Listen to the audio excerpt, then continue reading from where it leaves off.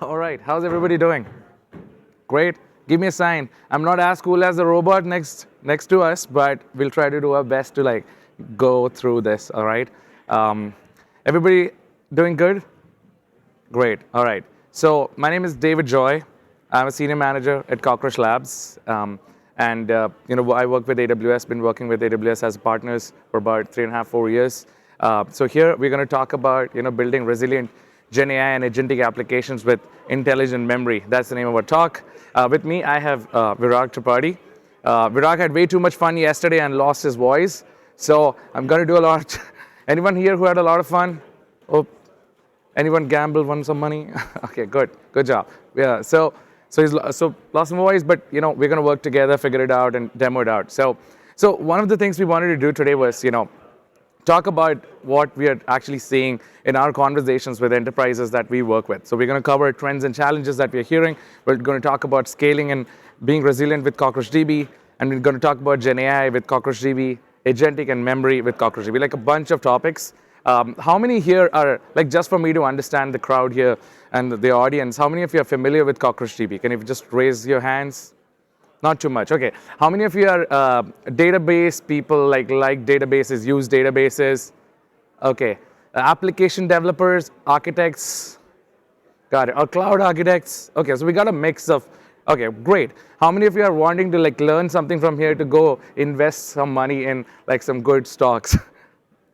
This is not stock advice, but what I've seen sometimes after my sessions is people kind of think, oh, this kind of helps me understand where the GenAI market is in a very realistic way. So I hope it kind of gives you some perspective on that as well, right? So what I wanted to do really was in this session, give you an opportunity to take something back. So there are a lot of different ideas that we have experienced as a company, as a team, that we are going to break it down for you, that you will get to learn and apply. And so we're going to cover a bunch of different things. So there will be a lot of intros and a lot of detail as well. And I'm going to pause at different slides where you can take screenshots if you want, and we'll also provide the deck later. But these are things that you can actually apply in any project that you are kind of working on, personal or at the company, or any new project or POC that you're going to do. All right, so with that, let's just kick it off. GenAI has changed user behavior. Do we agree? How many of us agree? Let's have some interaction, right? Everyone agrees. We were used to the left side. We would go and ask for a particular set of information. That information would come down as blue check links, and we would use those links to go to find the information that we wanted. So the information would come out, and then we would basically try to infer the information. But that behavior has changed today. Today we have answer engines, we have copilots, we have assistive agents, we have autonomous agents or more that we are building, right? And what we are trying to do is go from being a search engine to an answer engine, where we ask a question and we get exactly the kind of information we want. And these systems, though look familiar and work in the same platforms and maybe on the same environments on the cloud, they actually behave differently or have a different requirement to be able to work. And obviously, large language models is something that we have gotten familiar with over the last 2-3 years, especially with ChatGPT 3.5. But one of the biggest things that has changed is that it's become more than just a large language model. It's an ecosystem that works together with data to make sure that it all comes together. So when we talk to enterprises as a company, as Cockroach Labs, these are some of the things that we have been hearing, right? And these are stats that you can kind of go in and look at yourself. Most of the companies today, about 70% of the companies, are basically running legacy infrastructure. And because of that, about 50% of the initiatives are actually not GenAI ready or are struggling because they need to make this infrastructure ready for GenAI. We're also seeing, and this came out in the news as well, about 95% of the projects are actually stuck in POCs, are not getting into production. And there are multiple reasons for that. Obviously, there can be infrastructure. There's also this whole uncertainty around basically the cost of running these services, and then the ROI on it. My friend here, what banking app do you use? Just like Chase. Just because Chase added an assistant, would you pay Chase extra money? Maybe not, right? So you're adding these features, companies are adding these features, but they're not sure what the ROI on that is. It's a feature, right, that is getting added. And on top of that, you don't have to build these use cases just for 1,000 people or 10,000 people. You have to build on top of your existing client base. And these are millions of users. So you cannot build something that cannot scale. And that's the other paradigm. And you cannot build something with GenAI that keeps going down. Say a region goes down, your app goes unavailable. We cannot build these kind of experiences. So enterprises today have to build on top of the current expectations of the market. And on top of that, they have really high requirements to make sure the kind of responses they provide as a result of their use case to provide the right information. So we've been hearing this term called model hallucinations, right? Everyone familiar with model hallucination? Yeah. So we don't want model hallucination. So we want to build accurate systems that produce great data, correct data, close this information. So in short, what we are coming to realize is it's not just about the large language model. It's about how it gets applied, right? So to build scalable, accurate GenAI systems, you need access to knowledge, not just the knowledge that the large language model has. It has to become contextual, right? Because that data is probably going to power the accuracy. So you need factual data which is available real time. At the same time, you also want to make sure you can make decisions or take actions on top of this data. So they need to be making these decisions autonomously. Maybe they need to have access to different sets of tools. So that's going beyond just the large language model. That is allowing these models or these systems to have access to tools, right? And then we also want to make sure that we are learning, right? So you see something happen, a user did something, your user took a particular path in this conversation, you want to learn over time. And then you want to basically build on top of the user's preferences, user's context, and then use all of that to provide him the next response. So it's building on top of that. And that's what we are seeing actually. So these three things sometimes get confusing, and that's why I broke it down for everyone. This essentially needs to be, and what we see is these three things. I'm sure everybody has seen these terms somehow, but I wanted to break it down as what these use cases are. So these are three different use cases where large language models and data is coming together. So the first one, where you access knowledge, is basically RAG, right? We have been hearing about that for the last 2-3 years now. And then we are talking about Agentic. Now, Agentic is where we take actions with tools. And then memory is where you learn and use all of this together, right? All good? We're all together? We're good? Okay, great. Now is the most important thing. You can actually build great POCs. You have great tools. You have lots of assistive code to build lots of POCs together. But it's not about that.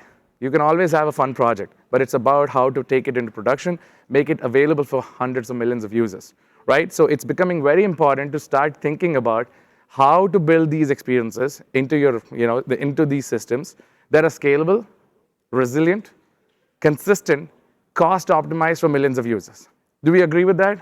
Like, that's what we want to build. And so that's what we wanted to talk about. And so at Cockroach, we are thinking about this. Because for us, we solve the problems of millions, right? We build systems that don't go down. So because you're not familiar with maybe Cockroach a little bit, we'll give you a quick intro to that, and then we will go into the GenAI piece of it, right? So as you can see, to build these are the components, right? So you need some sort of an orchestration system, then you need large language model, you need tools, and then you need contextual data, right? So we'll show all of these things. We'll actually show you an actual demo with the demo gods being with us. We'll see how it works together on each of these components, and you can actually take screenshots and learn from it and apply that on all these different projects that you'll do. So where does Cockroach fit in, right? We're basically a database company, right? And unlike traditional databases, a traditional database is basically a single instance or a compute system, where you have a bunch of users who can come access it, right? So you can run SQL queries, you can get access to this data. I make a joke that a database is like a closet, right? You put your clothes in, you go take it out, you put them back in. You take data in and out. That's what basically the responsibility of a database is. It stores your data. However, traditional databases can basically just work in a single instance. And in today's paradigm, with a lot of things that people are doing with respect to scale and resilience, it cannot work the way we want it to. So what we do today is basically we allow folks to use CockroachDB, which is basically not a single instance. It's a bunch of different instances working together. And what is a bunch of different instances coming together is basically a distributed system that works together as a single logical database. So Cockroach actually is a SQL database that is distributed, and now it also has vector capabilities. So So we're going to go into the vector piece in a bit, but let me just walk you through just what makes a Cockroach different just as a database, because there are so many use cases that Cockroach is actually used for that doesn't entail maybe vector, but this will give you the basis of what makes Cockroach great for vector as well. So as you can see, instead of running as a single instance, Cockroach actually can work as a distributed system. So as more and more users come, you can actually continue to keep adding nodes to your cluster. So it will work together as a single logical cluster. And the biggest difference is it's a SQL database. Anything that you can do with a relational database, you can do that with Cockroach, and you can do it at horizontal scale. So you say you go from 10,000 transactions per second to 100,000 transactions per second. All you have to do is keep adding more nodes, and it'll keep working. But what we really do is, if you're writing data to the database, if you're writing like we know we write data in a table, right? We take this data, kind of break it up into small ranges. We call it, a lot of people call it partitions, some people call it shards. We like to call it ranges, all right? So we take these ranges, I'm showing that as different colors. We then take these ranges and we start replicating that across multiple instances. So at a time, the default is generally 3, right? And then we actually keep replicating more new data. That way we have more copies of the data available. Now what happens is, if one node is not available in this distributed system, the data and the copy is always available on the cluster. So it will always be able to serve the user's use case. So that's one of the biggest differences. And that can happen in a single cluster, in a single region. However, we take resiliency very seriously, so we go and take it to the next level. We basically can also run Cockroach as a single logical cluster across multiple regions. That means you can run it on region US East 1, US East 2. You can run it with EU. You can run it in APAC, but one single logical cluster to serve your global use cases. And you can also run Cockroach across multiple clouds. We have customers who say, hey, we want to make sure we cover for cloud outage. Like the entire cloud is something happens, we want to cover for that. So we have customers who run across multiple cloud providers. But we also have customers who run it in a hybrid way. You have your own data center. You can also run it along with your data center on the cloud. One of the easiest ways to migrate Cockroach is actually start using Cockroach in your database, in your data center, and then also start adding new nodes on your cloud AWS, and then basically close your data center and then basically move everything to the cloud. So it basically replicates data. So it's so easy to migrate data without actually going through the pain of like moving data actually. So it will all get streamed without any problem. However, the benefit now is because you can run multi-region, multi-cloud, you can do hybrid, you can cover for really, really strong disaster situations. For example, you can actually have a situation where a region goes down, which has happened multiple times this year, right? And across all cloud providers. So when that kind of happens, you can actually continue to work because the data is always available and new copies will be created and it'll all keep working. And similarly, you can also start to pin data down. So one of the unique capabilities of Cockroach that makes it really useful for GDPR or compliance perspective is that you can actually pin data down at a table level to a specific region. So what happens is you can actually say, hey, keep all my region 1 data within region 1, all the data within region 2, region 3, like that. And that's why some of the betting and gaming use cases that we have here in the US choose to run CockroachDB. And in fact, sometimes these betting and gaming use cases don't even have certain regions where AWS is available. So they use something called AWS Outpost. You can bring AWS Outpost, run CockroachDB in a way that it's extending the cloud, and it works together.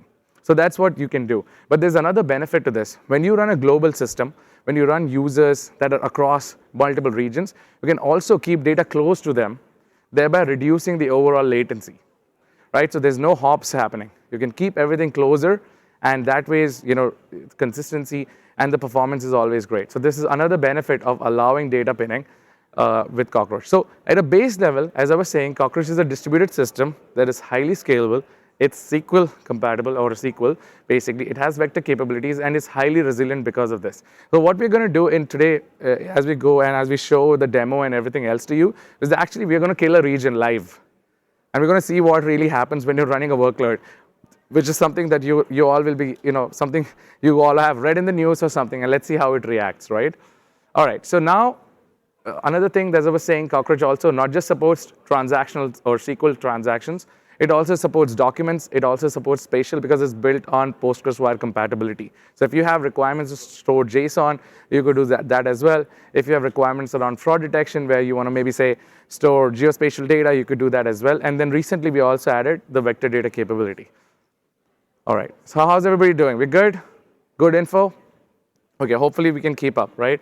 So now let's talk about the vector piece, because the vector piece or the vector capabilities that we are using with GenAI is not just about vector. It's also about the actual data stored on the database.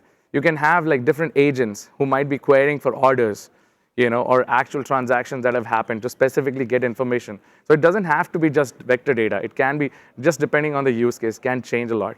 So let's talk about the vector piece, right?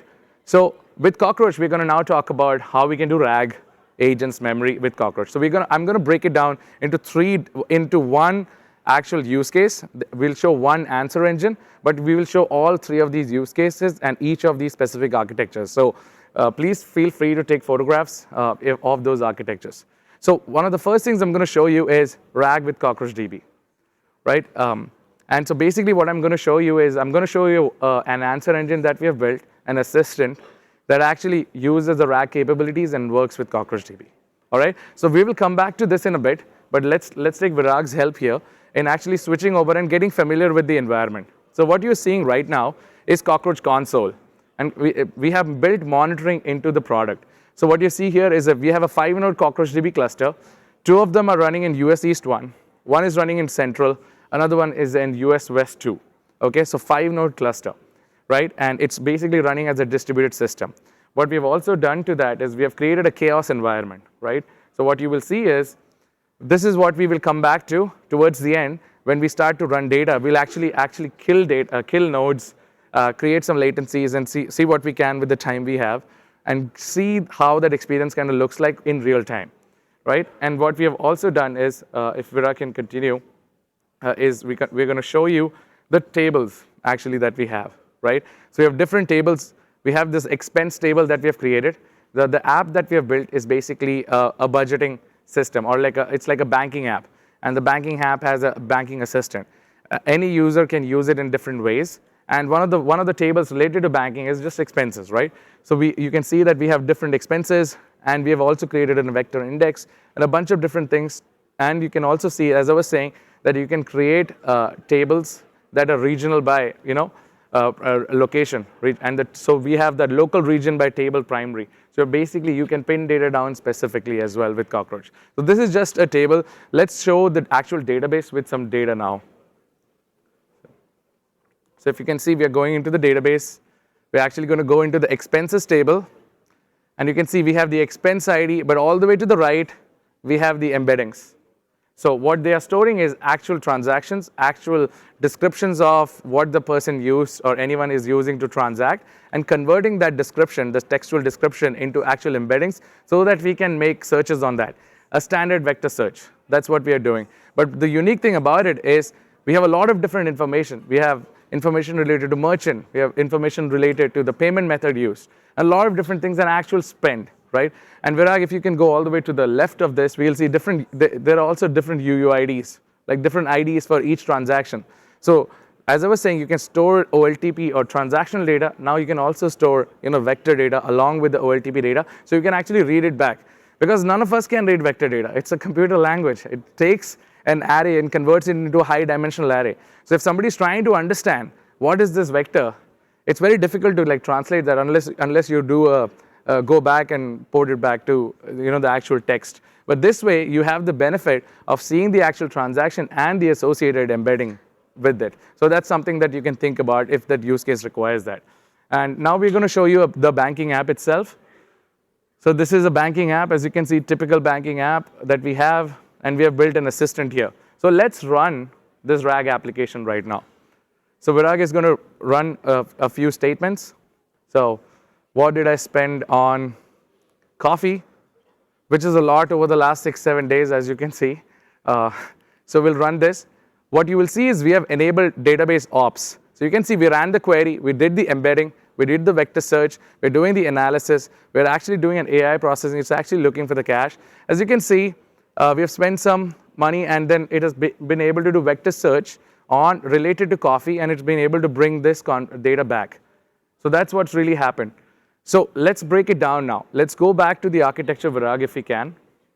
So let's help you understand what really happened. Here, we saw it's an app that's a Flask app. The Flask app actually, when you run the query, basically hits the cache manager. It looks if, hey, have I asked this question recently? Is this something that user is actually looking for?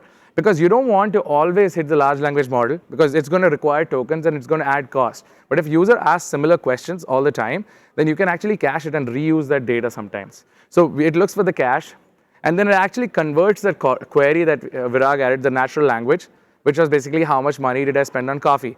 It ran it through a sentence transformer and converted that into embeddings, and then it did a vector search on the expenses table. You with me? Everyone with me? Great. So it then gets all the data, transaction data, anything related to the coffee, and then it basically formats that with the help of AWS Bedrock, and we're using the Claude model, and we use Claude with Bedrock, and we get everything together and respond back to the user. So that's like the one flow, all right? However, if you keep doing this, if you have to do this for 1 million users, you have to start thinking about the tokens used and the cost associated with that, right? Now you don't have to consider just the cloud bill. You have to start considering the bill of the AI provider, right? So we have to now start thinking, what can we do to make this intelligent? What can we do to make this system optimized? And that's where we added the cache. So as you can see now, Virag basically is going to turn DBOps on again and ask the same query. Yeah, sorry? Oh, it came back, yeah. So the reason why it came back so quickly was because it did not hit the whole process. It's so fast because it's already cached, right? So certain queries like that a user is actually using, you can enable cache on top of that and make sure that this actual request kind of gets handled very quickly because of that. So that's one way to start doing. And so now, let's show you what's happening behind the stage. So what you see is the same thing that I said. It actually did a cache mess first time, and it went to Bedrock. It looked at the query. It actually took that query, converted that into embeddings. It did a cache hit. It found that this query was asked before, and then basically got that response, got the insights, and actually provided that to the front end. So basically what it's doing is basically doing the same embedding, then searching in the cache if we have actually asked this kind of question. So this is one way to optimize the use cases that you may have with RAG, with CockroachDB. So that's one thing. All right, so now let's go back to the architecture again. So that was the first one. If you want, you can take another photograph if you have not taken it. Now that's just one use case, right? You don't want the assistant just to do one thing. You may want to do multiple things. So maybe you're a user, you're like, hey, listen, I want to check, I want to upload a receipt, and I want to budget. I want to check if there's a duplicate transaction, right? And that means you have to now start doing different things. Now you're bringing in different modalities, right? You're basically, a receipt is an image. And so you have to figure out what to do. So for everything, you'll have to start thinking like, hey, what tools can I use to make this happen? So in the next slide, we're going to show you how you can do multiple agents in the same use case. So if you can go to the next slide, Virag. Oh, sorry, I forgot. I have the clicker. So you can see what we have is, we have a workflow orchestration system that we have built, where we're going to use 3 agents. It's a crew of agents that kind of work together. So we're going to process a receipt, a normal transaction that we have done, maybe think like Expensify, you upload a receipt, and that receipt, when you upload a receipt processing agent gets triggered, right? And that agent basically will start doing the processing. So it'll go to OCR, it'll take the data out, it'll store that into the database. But then while that is happening, we are also going to check if this transaction is fraudulent or not. So we'll have a fraudulent checker agent that basically is not just accessing the data, but is also accessing the memories. And when we say memories, it's looking for different transactions. It's trying to see if the user has done something like this before or not. And then we are also in parallel going to do a budgeting agent. And the budgeting agent might be looking at, hey, is this transaction way out of budget or not, right? So you can do different cool things related to that. But we would just wanted to bring these things together. But the key thing here for us to understand is that when you run an agent, these agents kind of work together, can work together and have access to tools. And these tools have access to different action points. So that's another thing that we can do. So now let's go back and actually see this happen in real time. So Virag is actually going to go and open an agent dashboard. Before he does that, he's going to upload a receipt. So this is just a receipt, and we'll see an agent dashboard. I'll probably refresh that. And as you refresh, you can see that the receipt got processed with a 90% confidence. You can see that it looked for fraud. It found that this receipt is good, no issues. And then basically it looks for, and it processes that for budget queries and things like that. And all these agents are kind of working together, as you can see. And now this is not just one agent or one agentic use case. Think about a user running multiple different agents like that. You have to start thinking about, if my users start to do a lot more different things, I have to start considering the scale and resilience with which these agents are going to work. So we're not just solving a small problem. We have to solve 3 agents for, say, 1 million users. So we're talking about 3 million agents running, right? And then at any given point of time, these different things are going on. So you have to think about infrastructure associated with that and the scale.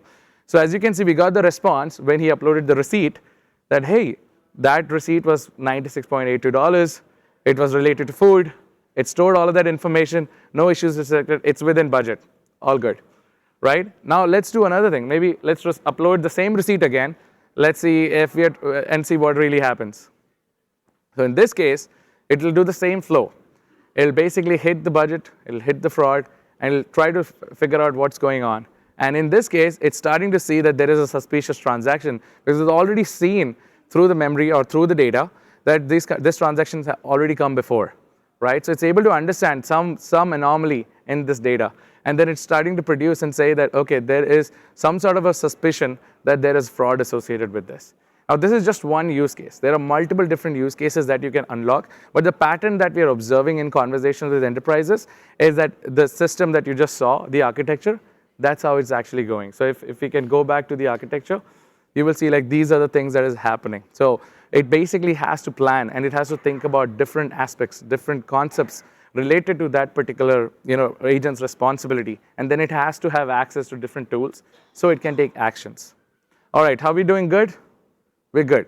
So there is this blue box over there that I put together, right, that we put together. It's called accessing memories, right? How cool would it be if we can remember all the things that we have done? It's always hard. Our brain's like RAM, right? It's always leaking out. We forget everything.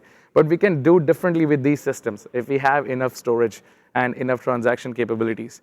So what we can do is we can zoom in a little bit into how to access memories. And that when we do memories, we're talking about a user's action, user's behavior. Everything a user does, every choice a user does, you can actually store that on the database and then use that to actually give a user much more preferred customized results. So if you can just zoom into that, Virag, a little bit, I'm going to do that. We're going to talk about memory, right? And this is something that Cockroach already does. So the zooming into that blue bit is where we have actually added every agent basically does 3 things. It basically thinks, it acts, and it remembers. So think, act, remember, okay? That's the 3 things it's doing. So first it thinks what it needs to do. It actually then also does a vector search related to the data where we are storing the embeddings, right? So agent memory is basically storing every aspect of what we have done so far. So whatever we did so far, the workflows, it is all getting stored in the database as users' actions. And then it's basically searching those semantically and then basically making a decision associated with this memory or as to what the user's preference should be. So when you build these systems, you will have to start to think about how can we add these capabilities and these memory points into the database, right? And how can we consider that into the overall aspect of the application? Now, this is not the only way memory gets used. There are multiple different options. But this is one way we use it in this example just to convey the idea of why it's important to use memory with GenAI applications. So if Virag can actually go into the database, he's going to show you the exact table, and we'll show you some of the things. So we have agent decisions. We are storing the decisions that the agent took, right? We are looking at the agent memory. And you can see it stored the budget check. It stored at the embedding related to that. Every action that a user is doing, we're actually storing it in real time. So that as users do more, the model and the AI system can actually get trained on that and be a much more defined, much more accurate loop for the user's actual use cases. And as you can see, the decision, every decision that has been taken, every preference that the user had. I don't know if you've noticed sometimes when you use these large language models, they give you 2 different results. And they ask you to choose what you like. It's basically choosing your preference, actually storing it into a database, and then it's accessing that to give you a preferred response every time. So you can do things like that as you build your systems. Now, this is just one example of agentic systems coming together beautifully, right? So hopefully, so far we are great, right? But let's take it to one more level. Let's take it one more level up. Let's do all of this in real time and actually kill US East 1. Okay? So it recently happened. So we'll just do that. And let's maybe what we can do is we can use a data generator to basically generate some data in real time. Basically, we're hitting the database. We're creating transactions. So we added a generator here. And what Virag is going to do is going to generate, say, 10,000 transactions. It's going to prepare these logs, and it's going to start hitting the database. So what we'll do is we'll go to the console, and we'll go and see these transactions kind of pop into the database. So we are seeing this database kind of working, transactions happening. You can see one of our monitoring nodes went down, because what Virag did was he has actually killed 2 of our nodes in real time. So 2 of our nodes are actually down, and it's going to start popping up saying that, hey, 2 of CockroachDB nodes are not available. But the transactions are still going on. No issues. If we can go to the logs, Virag, we can see that it's processing all these logs, all these transactions without any error. You can see there is a spike here. That means transactions are going on. So Cockroach basically will allow you to essentially run systems that never go down, even when a region is down. So now the benefit of this is you can apply that when you apply it to any use case related to OLTP or generative AI or using vector. So you have the same paradigm that can be used to build these systems. So you can see that all these systems, even though the nodes are down, everything is working fine. There's no outage on the application layer. Wouldn't that be great? How many of you want to have that kind of a life where systems go down, but you're like, okay, let me finish my lunch and I'll go back fix it? How many of you? Raise your hands. Okay, great to know that. So that's the idea. So now we actually have also recovered it, right? Virag, did you recover that? Great. So that's the benefit of CockroachDB. You have a resilient system that allows for an always-on experience that can now be applied to generative AI use cases with agents and memory. So that's another thing. But you must be wondering, if you can go back to the deck, Virag. Like, this is cool, David. Yeah, this makes sense. I've heard a similar message from multiple places. Have you heard something similar from different places? Maybe, yeah. Or if I'm glad if this is the first time you're hearing this. But this is cool. Yeah, Cockroach can store OLTP data. It can also store vector. Oh, and it can also store JSON. Okay, cool. I can avoid database sprawl. I can maybe use one database to actually get everything to work. Cool. But okay, that's fine. So what? What makes it special? All these different things are good to know, but what really makes special, right? I mean, maybe there are other options available. What makes CockroachDB special for vector? Now, that is an answer that I was just trying to search, and I went really deep talking to our product team, and I started to ask them really what happens with vectors, right? And this is just the last bit, right? One of the challenges with vectorization is that if you take a text, which a text says boy is walking, girl is walking, I am studying, you run it through an embedding, it actually turns it into a vector dimension. A vector is a high dimensional array of numbers, that we don't understand. But the unique thing about this is that you should all know is a text is just 14 bytes, right? It's very small sometimes. So these things are generally like 14, 16 bytes, really small. On a database, totally fine. But when you vectorize it through like some sort of a standard embedding model like OpenAI or SentenceBird, or which is what we used, or the vision embedding model, or basically what happens is every array is 4 bytes. So when you can take a 14-byte text and run it through a 1536 dimension embedding model, you basically turn that vector into a 3 to 4 kilobyte size. Okay, so that's what happens.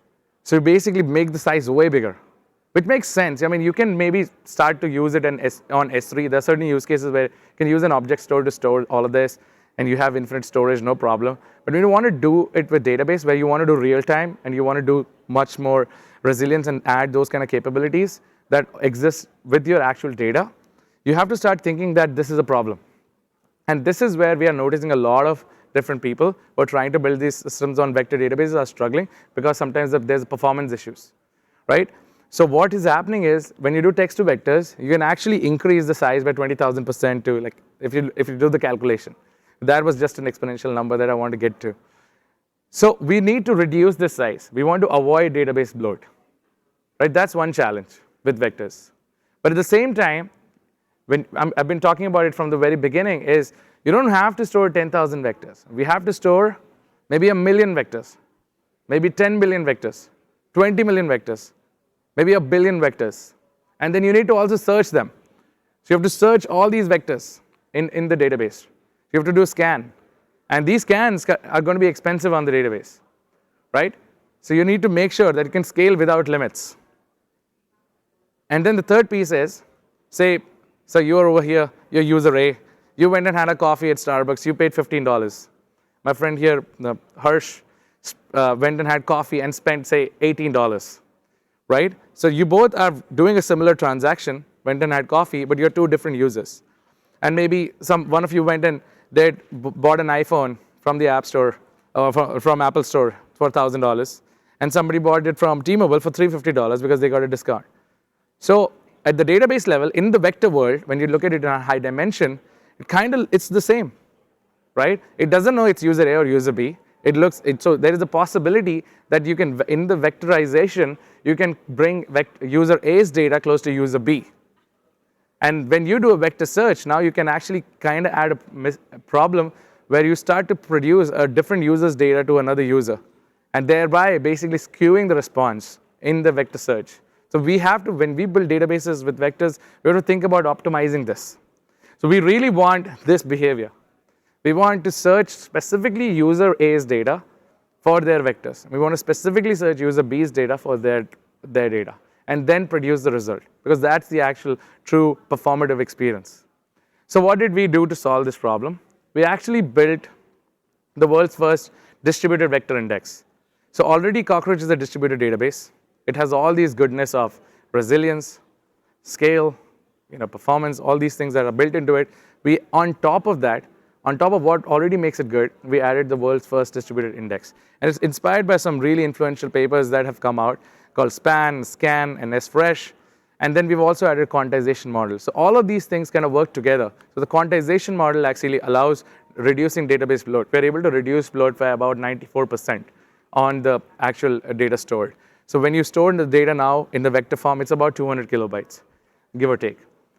So reducing database bloat. And also, we can now do these kind of things. Because we are a distributed system, because we have the ability to do data locality, we can actually create a vector index per user. So you can do vector index, user ID, and embedding. So when you create the table, or when you create the index. And the same thing you can do, you can create an index per user per region, because you also have the regional awareness in the database.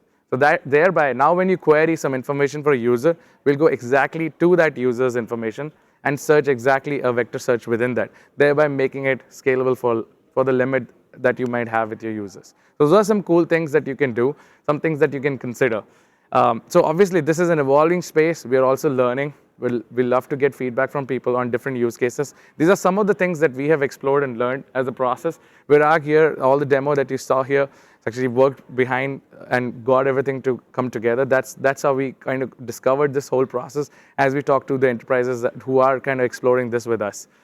So as we conclude, just want to tell you, like, CockroachDB basically is the foundation for data layer, right, for modern enterprise. Some of our largest customers use Cockroach for resilience, multi-active, elastic horizontal scale, geolocation awareness, and the ability to run anywhere. And what we have done today is added GenAI capabilities and allowing for these kind of new use cases to come on top of Cockroach. So if you're looking to explore, looking to learn, check out some of the things that we have done. Obviously, feel free to use these architectures and broaden them, expand them, play around with them, and would love to get your feedback on those as well.